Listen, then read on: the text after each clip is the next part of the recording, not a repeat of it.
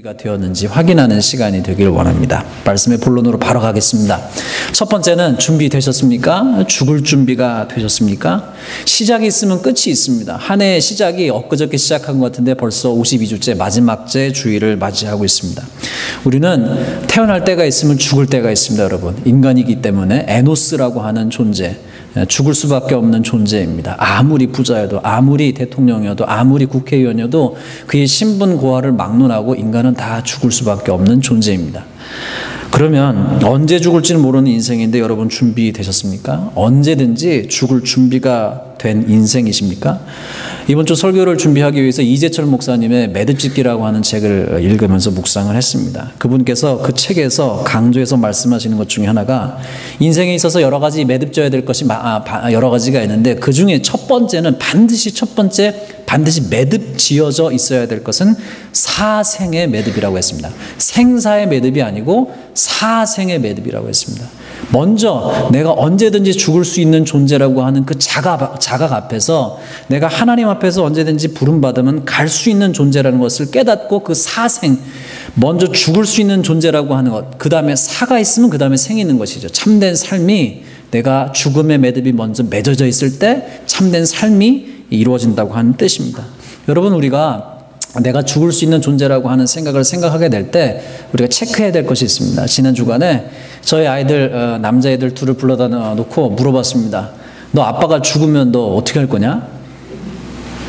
너 아빠가 죽으면 너 누구한테, 엄마 아빠가 예를 들어서 차를 타고 가다가 갑자기 죽으면 너네 누구한테 연락할 거니? 할머니, 할아버지한테 너 전화번호는 아니? 모르는데요. 너 그러면 어떻게 살 거니? 너 아빠 은행 비밀번호 아니? 모르는데요. 모르는 거 투성이었습니다. 애들한테 물어보니까 애들은 금방 그래도 잠깐 심각해졌다가 금방 헤헤 웃으면서 나가는 게 애들이죠. 그게 정상입니다. 그렇지만 아이들한테 확인하고 싶었던 것이 애들이 정말로 준비가 됐는지, 저도 스스로 준비가 됐는지 생각해 보지 않을 수가 없었습니다.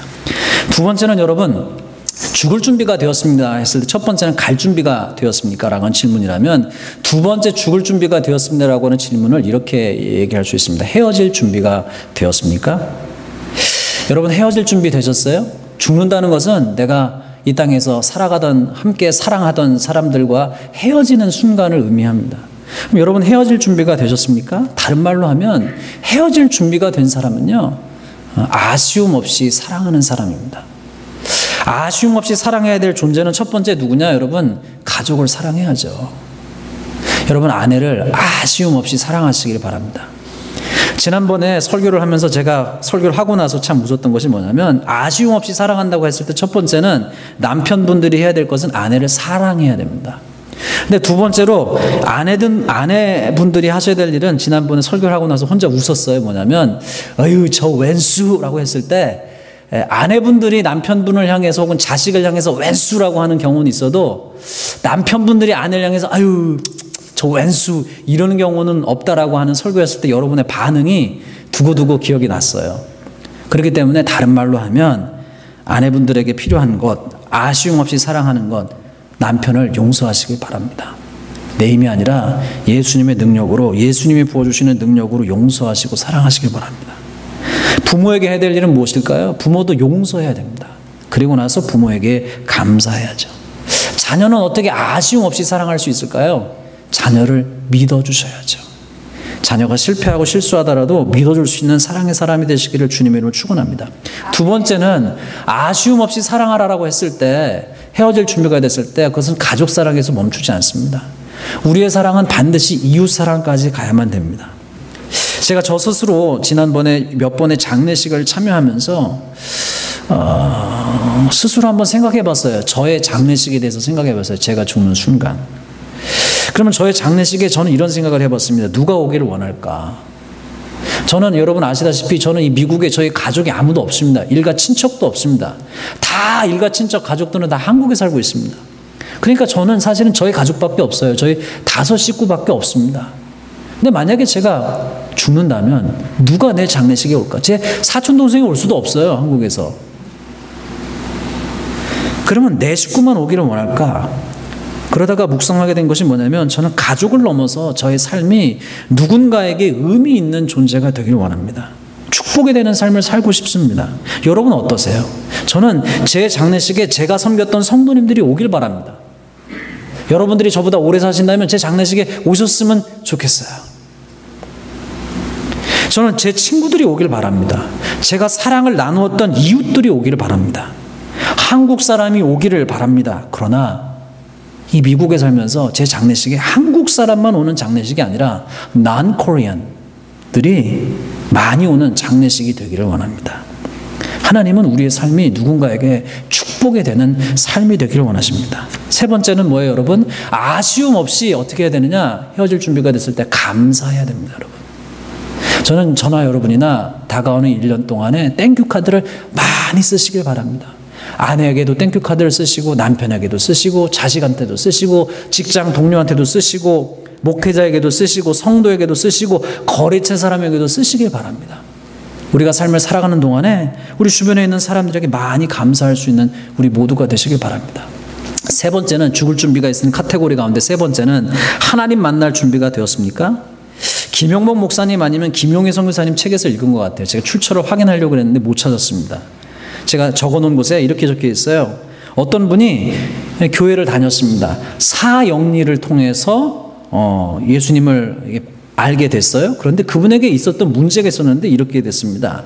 사형리를 가지고 누군가 이분에게 접근했는데 만나서 얘기를 한 거예요. 그런데 이렇게 됐습니다. 일단 아멘 해라. 아멘 하면 믿어질 것이다. 그런데 아멘 해도요, 입으로 사형리를 다 듣고 나서 영적인 진리를 네 가지로 나눈 사형리라고 하는 소책자가 있습니다. 전도용 소책자가. 근데 그 얘기를 다 듣고 나서 아멘 하면 믿어질 거라고 했는데 믿어지지 않았어요. 세례까지 받았습니다. 그래도 안 믿어졌어요. 그런데 안 믿어지는데 아멘 해도 됩니까? 라고 반문했어요. 그랬더니만 그 상대방이 뭐라고 했냐면 일단 아멘 해라. 그러면 차차 믿어질 것이다. 세례 받은 지 20년이 지난 다음에 이분이 예수님을 진짜 만났어요. 세례 받은 지 20년이 지난 다음에. 무슨 얘기를 하려고 하느냐? 정말 예수님을 영접했는지 안 했는지 체크해야 되는 게 필요하다고 얘기해요. 예수님을 실제로 믿지 않고서도요, 집사가 될 수 있어요. 권사가 될 수 있어요. 목사가 될 수도 있어요. 선교사가 될 수도 있어요. 장로도 될 수 있어요, 여러분. 정말 우리에게 필요한 것은 우리의 믿음이 확실한지 점검해 봐야만 합니다. 김용희 선교사님이라고 하는 분이 있는데 그분이 말씀 집회하실 때마다 제가 참 그분에게 도전받았다는 것은 이 단어였어요. 많은 교회 안에서 교회 안에 들어오면 믿었다 치고 하는 경우가 많다는 거예요. 여러분, 교회를 다닌다고 해서 예수님을 다 영접한 게 아니에요. 착각하시면 안 됩니다. 우리가 예수님을 알기 위해서 우리 예배당에 나온 사람들을 위해서 계속해서 기도해 주셔야 될 이유가 바로 거기에 있어요. 이분이 뭐라고 했냐? 본인이 많은 사람을 만나보면서 예수님을 믿었다 치고 구원받았다 치고 이건 뭐예요? 실제로는 구원받지 않은 거예요. 예수님을 실제 믿은 게 아니에요. 이분이 하는 얘기가 여러분 생각해 보세요. 집을 지을 때 일본 같은 땅에서 집을 지을 때 가장 중요한 공사는 뭐예요? 기초공사예요. 기초가 흔들려 버리면요, 지진이 나면 건물이 무너져 버려요. 주님께서도 말씀하셨잖아요. 어디에다 집을 져야 된다고 그랬어요? 모래 위에다가 반석 위에다 집을 져야 된다고 그랬잖아요. 그러니까 나의 구원이, 나의 믿음이 확실한 반석 위에 세워지고 난 다음에 한 발짝을 나가야 되지, 믿었다 치고 들었다 치고 구원받았다 치고 가면 안 된다는 얘기예요. 지난주에 제가 저희 아이들을 불렀어요. 남자애들을 불러다가, 야, 내가 진지하게 묻자. 대답해봐라. 너는 아무개야. 너는 진짜 너 지금 아빠 아들인데, 네가 목사님 아들인데 목사님 아들이라고 하는 것이 너를 개런티하지 않아, 천국에. 너 진짜 예수님을 너의 개인적인 구세주로 영접했니? 무슨 말인지 잘 몰라요. 딱 분위기를 보니까. 정말 예수님을 믿는 믿음에 체크하는 것이 반드시 필요한 줄로 믿습니다. 여러분, 이재철 목사님의 매듭짓기 50쪽에 나오는 내용에 들어보세요. 이분이 전도사 시절에 이분이 참 드라마틱한 삶을 사셨어요. 썬데이 크리스찬으로 살다가 그 아내 되시는 정혜주 사모님을 통해서 회심하게 됐어요. 근데 이분이 예수님을 다시 믿게 된 다음에 옛날 삶으로 돌아가지 않기 위해서 신학교에 갔어요. 목회자가 되려고 신학교 간 게 아니라. 그런데 하나님께서 그분의 삶 가운데서 역사하셔서 그분을 놀랍게 빛된 목회자로, 빛과 소금의 목회자로 이끌어 가셨어요. 그리고 이분이 전도사가 되셨는데 어느 날 이런 내용이 나와요. 어느 날 모 재벌가에서, 조금 깁니다. 양해해 주세요. 연락이 왔다. 그 가문의 부인 한 명이 암 투병 중이므로 와달라는 요청이었다. 환자는 크리스천이 아니었지만 가족 가운데 믿는 이들이 안타까워 내게 연락한 것이었다. 마침 그 가문의 자제분 가운데 나의 친구가 있어 마냥 거절할 수만은 없었다. 서울대학병원 특실문을 열고 들어가자 환자는 비단 수건을 머리에 두른 채 병상에 누워 인터펠론 주사를 맞고 있었고 남편과 자식들이 그 주위에 앉아 있었다. 환자가 머리에 수건을 두른 것은 항암 치료로 머리카락이 다 빠졌음을 뜻했다. 내게 연락을 취했던 가족이 환자에게 나를 이재철 전도사라고 소개했다. 그와 동시에 환자는 귀찮다는 듯 벽 쪽으로 돌아 누워버렸다. 보기도 싫다는 의미였다. 그도 그럴 것이 재벌 집안이니만큼 믿는 가족들이 얼마나 유명한 목사님들을 많이 모셔다가 병실 예배를 드렸겠는가. 믿지 않는 환자에게 그보다 더 큰 고역은 없을 것이다. 그런데 이제 목사도 아닌 전도사까지 왔다 하니 환자가 돌아 누워버린 것은 오히려 당연한 일이었다.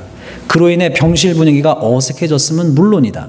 나는 그냥 병실을 나와야 할지 아니면 그 자리에 그대로 있어야 할지 잠깐 망설이지 않을 수 없었다. 그 순간 환자의 남편이 어색해진 분위기를 반전하려는 듯 입을 열었다. 여보, 의사 선생님 말씀이 이번 항암제 투여가 끝나면 현저하게 회복될 거라고 합디다.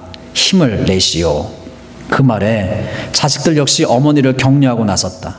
그러나 돌아 누운 환자는 아무 대꾸도 없었다. 그제야 내가 할 일을 깨달은 나는 병상 앞으로 다가가 벽을 향해 누워있는 환자의 뒷머리를 향해 물었다. 부인,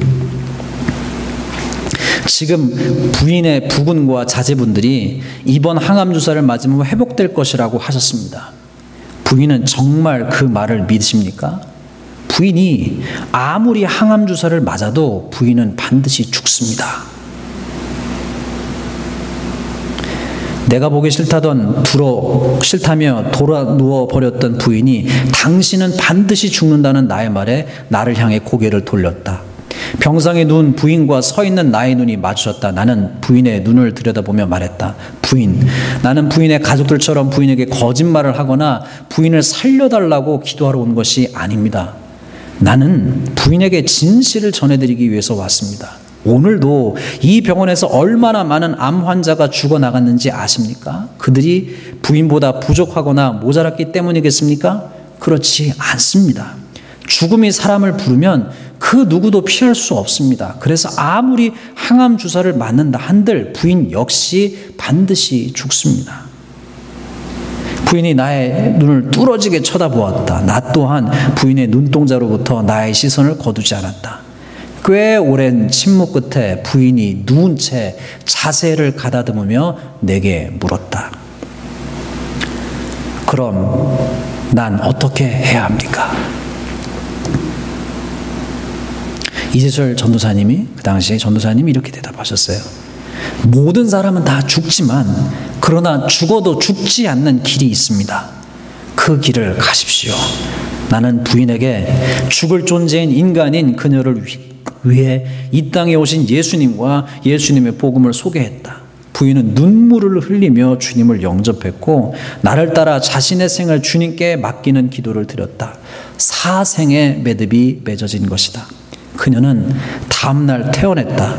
병실에 누워 항암제를 맞으며 의미 없이 죽어가기에는 남은 시간이 너무나도 소중했던 것이다. 병원에서 집으로 돌아간 그녀는 테이프 성경을 구입해서 자리에 누워 체력이 허락하는 한 성경 말씀을 들었다. 말씀의 거울 앞에서 누군가에 대한 자신의 잘못을 깨달으면 곧 당사자들을 불러 사과하고 용서를 구했다.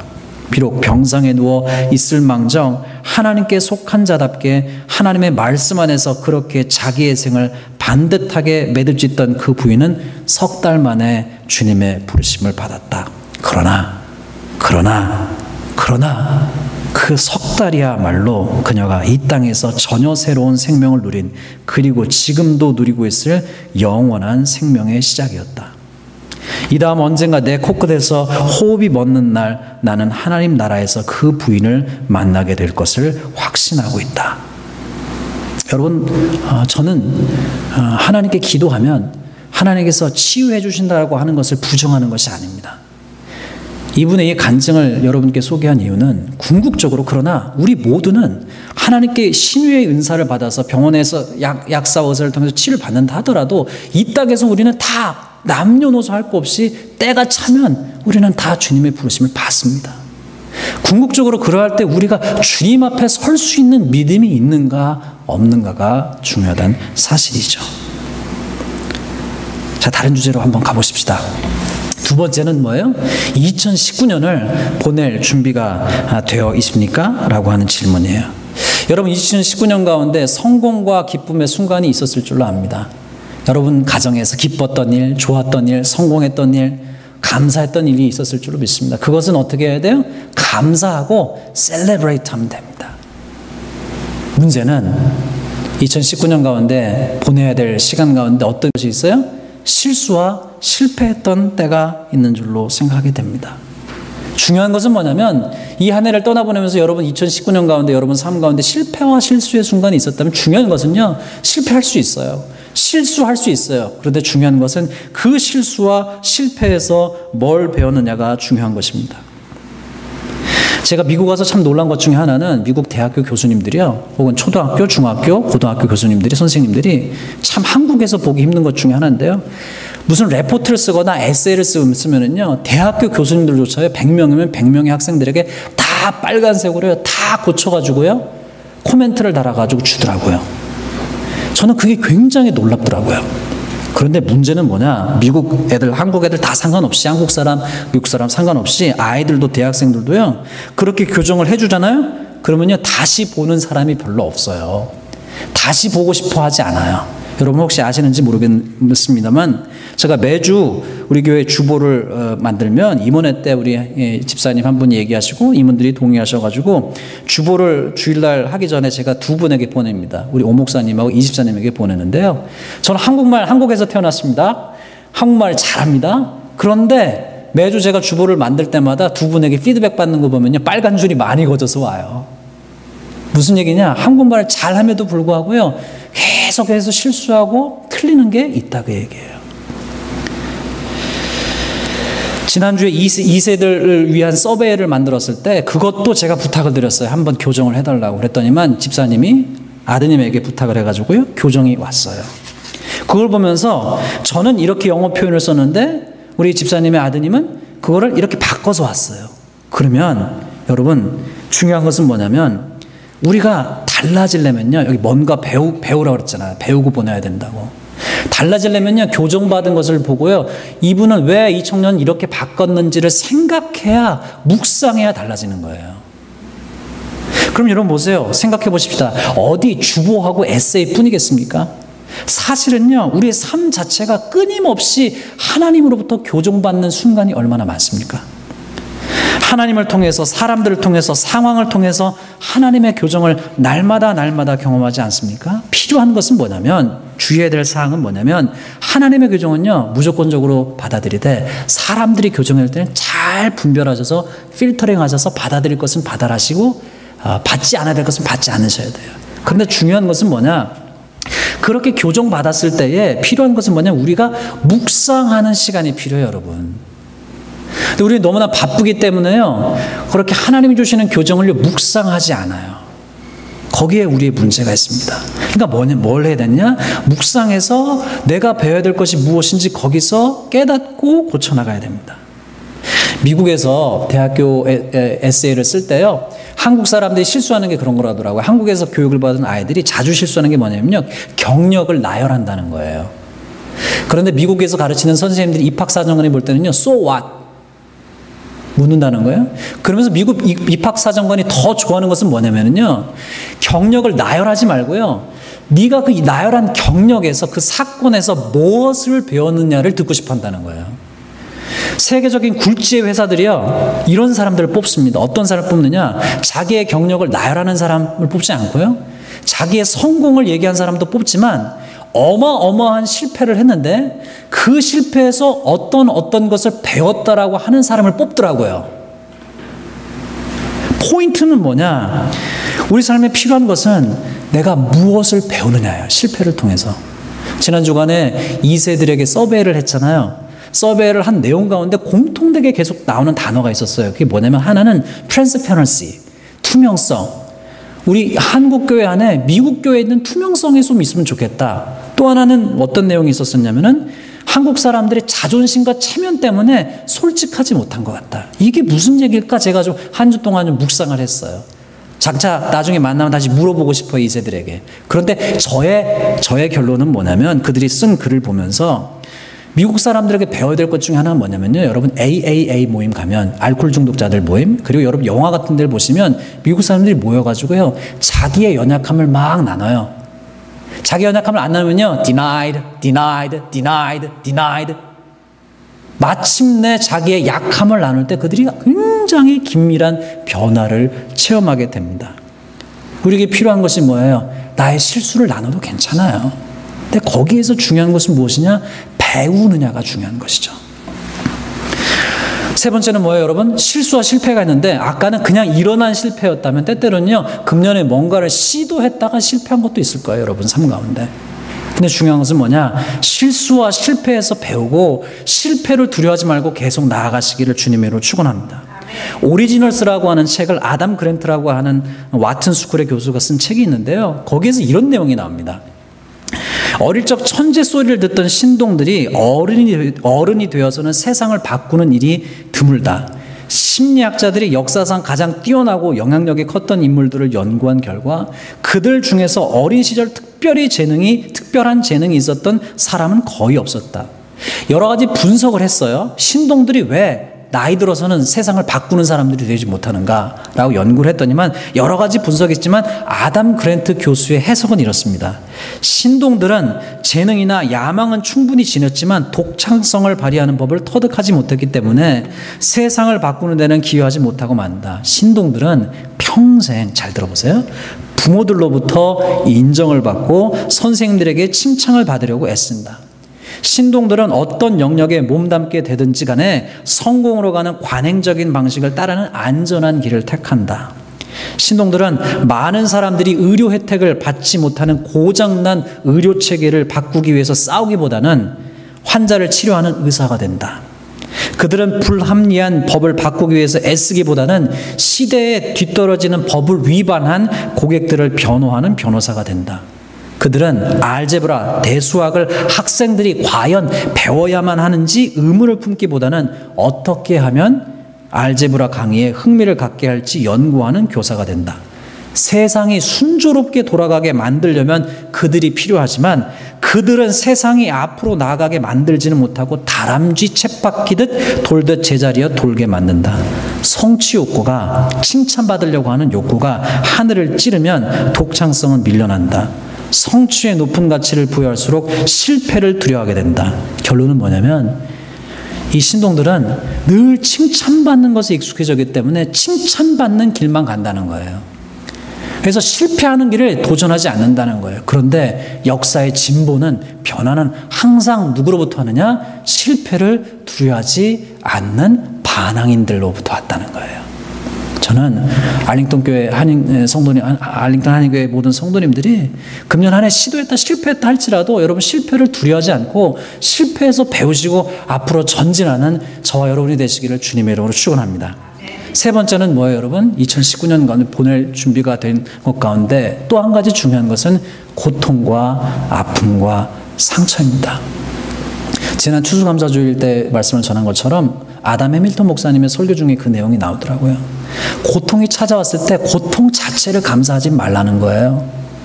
고통이 있음에도 불구하고 지금 내 옆에 나를 사랑하는 사람들이 있음에 감사하고, 몸이 아파서 병들어 누워있을 때 병듦 자체에 대해서 감사하지 말고, 병들었지만 지금 나를 고쳐줄 수 있는 의사가 있고 간호사가 있음에 감사하라고. 그리고 우리가 그런 어려움을 당할 때 누군가에게 옆에 있어줄 수 있는 저와 여러분이 되시기를 주님의 이름으로 축원합니다. 두 번째는 뭐예요, 여러분? 금년 한 해를 보내시면서 여러분 상처받은 적 없으세요? 마음이 아팠던 적 없으세요? 내가 상처 주기도 했고 상처 받기도 했을 겁니다. 그런데 그때 우리에게 필요한 것이 뭐예요? 그 상처를 끌어안고 2020년까지 가지 마세요. 이 부분은 기도가 필요합니다. 성령님이 우리를 도와주셔서 아픔과 상처를 안고 가면요, 그건 우리에게 독이 돼요. 성령께서 도와주셔서 아픔과 상처를 잊어버릴 수 있는 은혜를 주시고 상처를 치료해 주시는 은혜를 저와 여러분 모두에게 주어주시기를 주님의 이름으로 축원합니다. 마지막은 뭐예요, 여러분? 새해를 맞을 준비가 되셨습니까? 새해를 맞을 준비를 생각할 때 여러분 버킷리스트라고 하는 것이 있잖아요. 죽기 전에 해보고 싶은 것을 해보는 영화 때문에 유명해졌는데요. 여러분 2020년에 여러분 하고 싶은 것 있으시면 하세요. 내가 그거를 못해가지고 내가 이걸 못해가지고 내가 이게 한이 되겠다 싶은 것이 있으면요, 하세요. 여러분 괜찮습니다. 하고 싶으신 거 하세요. 그러셨으면 좋겠어요. 내가 저 옷만큼은 꼭 사야 되겠다, 내가 저기는 꼭 가봐야 되겠다, 그럼 하세요. 괜찮습니다. 두 번째는 여러분 뭐예요? 새로운 것을 해보세요. 송구 영신예배 때 한 번 더 말씀드릴 건데, 새해가 되면요 새로운 것을 해보세요. 마지막은 뭐예요? 여러분 그런데 오늘 읽으신 말씀 전도서는요, 오늘 설교가 끝난 다음에 전도서 말씀을 한번 읽어보세요. 저도 예배 전에 한 번 더 읽고 왔습니다. 읽어보시면 전도서 전체가 뭐냐면요, 솔로몬이라고 하는 왕이 버킷리스트를 다 해봤어요. 자기가 할 수 있는 돈이 너무 많아가지고요, 집도 큰 집을 짓고요, 하고 싶은 것도 다 해보고요, 지혜도 추구하고 지식도 추구하고 먹을 것도 다 추구해보고 첩도 많이 두고 하고 싶은 걸 다 해봤어요. 근데 그에게서 배울 것이 있어요. 그러니까 다 해본 다음에 그의 결론이 무엇이었느냐? 다가오는 새해를 맞이하면서 그의 결론은 오늘 읽으신 말씀이었어요. 뭐냐? 일의 결국을 다 들었으니 하나님을 경외하고 그의 명령들을 지킬지어다. 이것이 모든 사람의 본분이니라. 솔로몬의 버킷리스트 다 한다면 그의 결론이 이렇다면, 이 솔로몬의 결론을 미가 선지자가 한 말은 이렇습니다. 같은 내용이에요.